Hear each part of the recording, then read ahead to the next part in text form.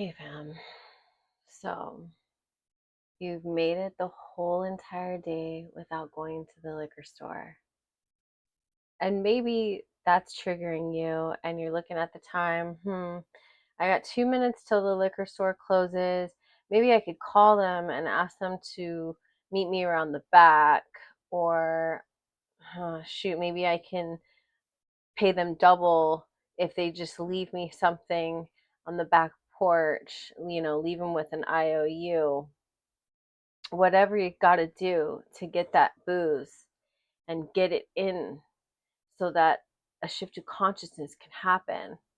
But today, you've gone the whole entire day without picking up a drink or a substance, anything to get you high for the day or to blot out your awareness for just a little while. You made it through the whole day without it. I'm so freaking happy. I'm so freaking proud of you. But understand that I know firsthand what that feels like. You're not talking to somebody who just had an education course on it or has a degree in human services. No, I have a degree in the streets. I have a degree in alcoholism and addiction because I am that. I am an addict. I am an alcoholic.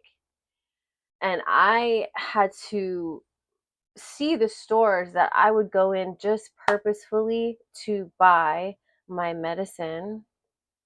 Okay, Walgreens, I know down the street, they got those little soldiers behind the counter. You know the ones in the mini bar at the hotel. Those can't do any harm. They're so small. What harm could they do? They'll just make me a little bit warm and fuzzy so I can go to sleep, not be up with all this crazy thinking and just pass out. No harm done. Thank you, soldiers, for your service. You've you've gotten me through some tough times, man. I didn't have to die if I had you. Kept me alive. Right? How many times did the marijuana keep me from blowing up at everyone around me? But in actuality, what just ended up happening is I became more and more insane. The more and more I tried to maintain with the substance, the more and more I became insane with it. Right? So I'm pretty new here myself. I I walk to a meeting, I don't know what's going on. I don't know what this kind of language they're talking about. First things first. Okay? Sit down, sit all the way down. All right? I got the shakes today, man. I don't know if I can make it the whole day without going to the liquor store. And over here where I stay, they stop selling booze at 11 p.m. That's too early. When I'm out with my friends and I need to keep the things going, the bar shut down way too early. They stop selling booze way freaking. I gotta wait till 6 a.m. to get my booze. Crazy. So now I've made it the whole day and I've gone to one meeting or two or three or logged on to a meeting online and I'm listening while I'm trying to prepare my food for the day and I'm not really hungry because all I'm really is thirsty. I'm just thirsty. I'm not hungry. If I smoke a little bit, I'll get the munchies. Congratulations, fam. You made it the entire day without going to the liquor store. 6 a.m. gonna come around tomorrow. And if I don't use the group as my liquor store, if I don't immediately wake up and just do what I don't want to do in order to build some confidence,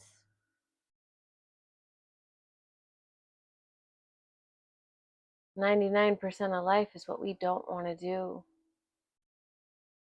I might as well log on to a meeting because I don't want to drink today. I'm here because I don't want to drink. Can I just go one day without going down to the freaking trap house? Without calling my dealer?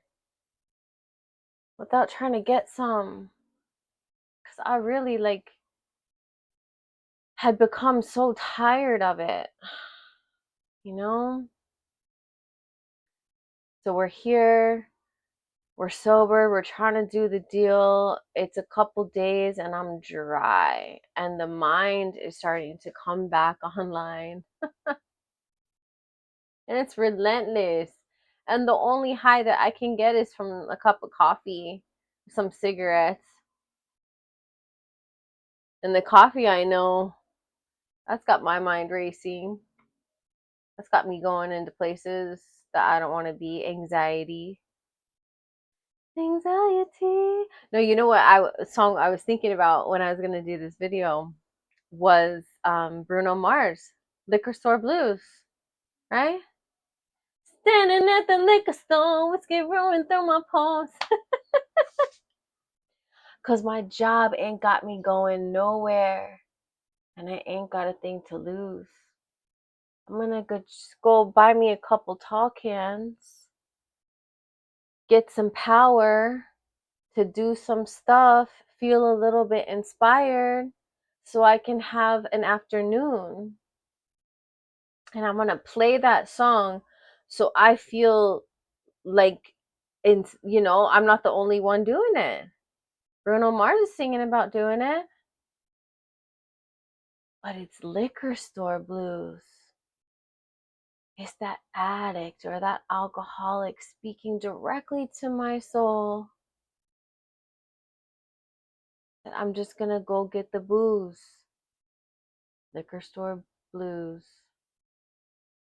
I'm going to pour that booze into my body so I can get some power to think a different way. So familiar, so comfortable. And I'm trying to do the deal, man, because I know how hopeless this is. It is a bottomless bottle. It's hopeless. Again and again and again and again. And they know me well now at their liquor store.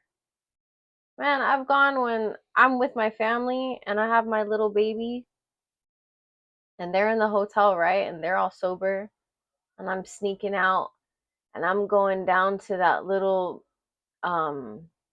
bodega down at the other hotel, and I'm going and I'm buying the Little Soldiers. Just one more. Oh, you got 99 bananas? Just one more. Just one more. And eventually, like, I'm bobbing and weaving through traffic, and I'm almost hitting the parked cars, parking back in the parking lot. And I'm going and jumping in the ocean. Woohoo! Fucking drunk. Nobody even notices. But I feel it. I'm feeling tipsy. My baby. Just completely just blotted out. Blotto. And now I'm worrying about driving home or somebody finding out how drunk I am. How many times, right? Me and my brother, we're getting fancy with it. We're starting out early in the day and we're going to the top shelf of the liquor store. We're going to the nice liquor store with the top shelf whiskey. Tell you, man. Going back into the room, smoking bowls, talking grandiose, just talking about all of our plans for life. Because the alcohol anesthetizes the fears. Poof, puts a plug in that jug, in the fear and the mind spiral, and now I can get into some like real authentic essence of who I am. Because the bottle has got me fearless in the moment. Right? it takes away, it hides it away, and then concentrates those fears down into a more thick, more swamp like, boggy thing to move through. And tomorrow and the next day, when I start to dry out, those fears are even more. And I don't gotta explain why. It's not the why. It's not the how. These are just stories, right? Stories disclosed in a general way: when, where, what it was like, what happened. Holy shit, I'm drunk again. What happened? Holy shit, I'm high again. How the did I get here again? I told myself, I swore this off. I threw away all my weed. I threw away my, oh, but I didn't break my pipe. Tonight, after my last bowl, I'm gonna break my pipe. So for sure I can't go back to it. For sure. I threw away, I cleaned out all my bottles. I'm not going to the store anymore. The places that I would go to buy alcohol, I am not going there anymore. I will take the long way. I will go to any other store that doesn't remind me of the stores that I would stop in to buy a little bit of medicine, right? Take a shot before driving with my child in the back being like, "What is that, mommy?" And me just being like, "Oh, that's my medicine." Can anybody relate? Can y'all feel me? Because to come to a point where you don't want to do this anymore, the angels are singing. All of us are rejoicing with you. Thank God. That's a miracle to come to a point where you've sworn it off completely.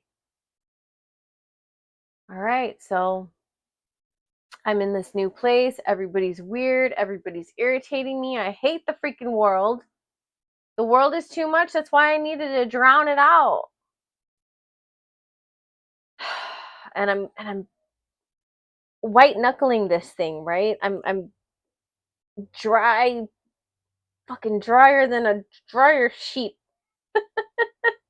And I'm trying to be awake in this meeting. I'm trying to like actually take in what people are saying, but nothing, right?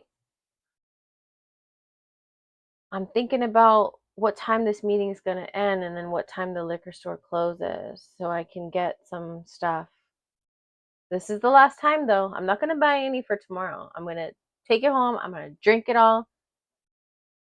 And then tomorrow, I'm never going to do it again.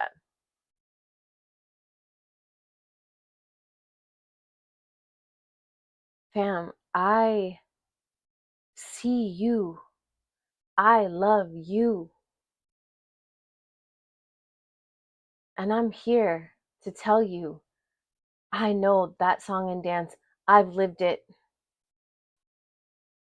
I've gone over to the gas station, grabbed a nice cold bottle of wine, hid it in my purse, came home to my family. Hey, I'm gonna go take a shower. Bust that out, drink the whole bottle of wine in the shower. And then by the time I get out, hide away the evidence. Put my purse in the closet, bury it deep. Nobody knows I've been drinking. Kind of keep my distance from my kids so they don't smell the alcohol in my breath. Keep my distance from my other half so he doesn't smell the alcohol in my breath. And I can get some peace and I can go sleep. I just need that booze, man. I need to keep the peace in me so I don't get too uncomfortable. This is uncomfortable. Domestic life is uncomfortable. Let's talk about it. At least for me, it is.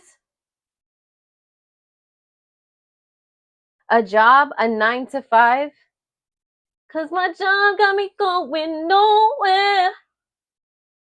So I got a thing to lose. If I take that bottle in the bathroom,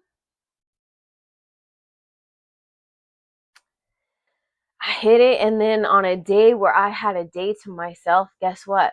I was drinking in the morning, drink. Holy shit, I need an upper now.